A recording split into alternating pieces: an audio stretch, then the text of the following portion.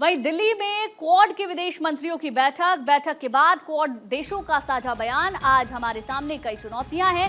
S Jaishankar ने कहा, global supply chain प्रभावित, आतंक के खिलाफ जीरो टॉलरेंस की नीति है जिसको लेकर बातचीत की गई है। तो देखिए तस्वीरें भी हम आपको दिखा रहे हैं। एस जयशंकर आपको नजर आएंगे। क्वाड देश यानी कि भारत, ऑस्ट्रेलिया, जापान और अमेरिका, जहां पर बातचीत हुई है। बैठक के बाद क्वाड देशों का एक साझा बयान सामने आया है। आज हमारे सामने कई चुनौतियां हैं। ग्लोबल सप्लाई चेन भी प्रभावित है और आतंक के खिलाफ हमारी जीरो टॉलरेंस की नीति है। At the global level, we have to address issues like supply chain resilience, connectivity choke points, manufacturing and resource concentrations, and gaps in critical infrastructure. Each one of them offers a new argument for more partnerships, stronger growth, and realizing the promise of technologies.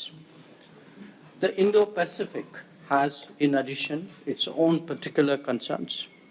This will require enhancing strategic confidence, ensuring maritime security, promoting economic choices, and fostering a deeper collaborative ethos.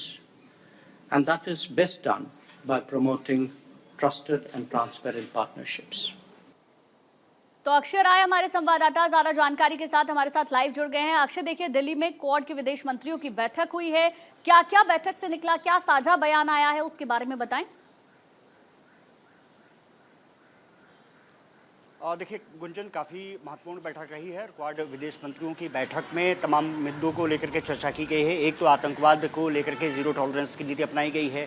किस तरह से state of Hormuz किस तरह से बंद है और उसके साथ सप्लाई चेन किस तरह से बाधित हो रही है, उसको लेकर के चर्चा की गई है। इंडो पैसिफिक जो रीजन रहा है वो किस तरह से 60% के आसपास व्यापार को पूरी तरह से साझा करता है, उसको लेकर के चर्चा की गई है। ये माना जा रहा है कि मिनरल्स एक्सकेवेशन की बात रही हो, सुरक्षा की बात रही हो, टाइम जो सुरक्षा रही हो, समुद्री सुरक्षा, वो उसको लेकर के चर्चा की गई है। और साफ तौर पे कहा गया है कि ये देश मिल करके एक साझा रणनीति के तहत आगे बढ़ेंगे। खास करके फिजी में एक तरह से पोर्ट बनाने की बात की गई है। जो समुद्री सीमा रही है उसको सुरक्षा किस तरह से दी जा सकती है, समुद्री व्यापार को किस तरह से बढ़ाया जा सकता है, किस तरह से केबल नेटवर्क को बेहतर किया जा सकता है। और साफ तौर पर है कि सुरक्षा के साथ साथ इंफॉर्मेशन शेयर करते हुए देश दिखाई देंगे।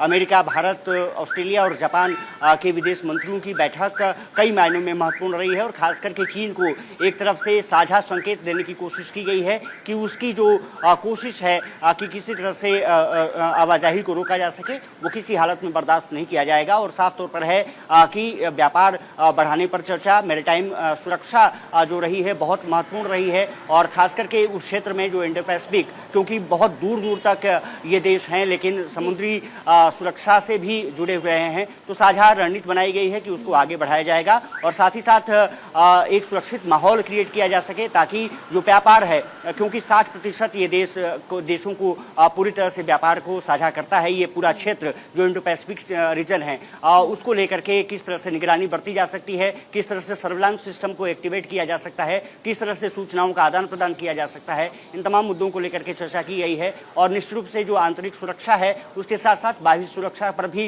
ध्यान देने की वकालत की गई है। कहा जा सकता है कि एक फ्रूटफुल मीटिंग के बाद अब जो मार्को रूबियो हैं अमेरिका के लिए रवाना हो चुके हैं। 26 तारीख तक आज तक उनका दौरा था। प्रधानमंत्री नरेंद्र मोदी के साथ साथ एस जयशंकर के साथ उनकी पर्सनल मीटिंग हुई थी और उसके बाद क्वाड देशों की मंत्रियों की बैठक में शामिल हुए। कहा जा सकता है कि फ्रूटफुल मीटिंग और मीटिंग के बाद अब ये माना जा रहा है कि चारों देश मिलकर के खास करके व्यापारिक रिश्तों को और तेजी से आगे बढ़ाते हुए नजर आएंगे। ठीक है अक्षय, बहुत बहुत शुक्रिया आपका तमाम जानकारियों के लिए।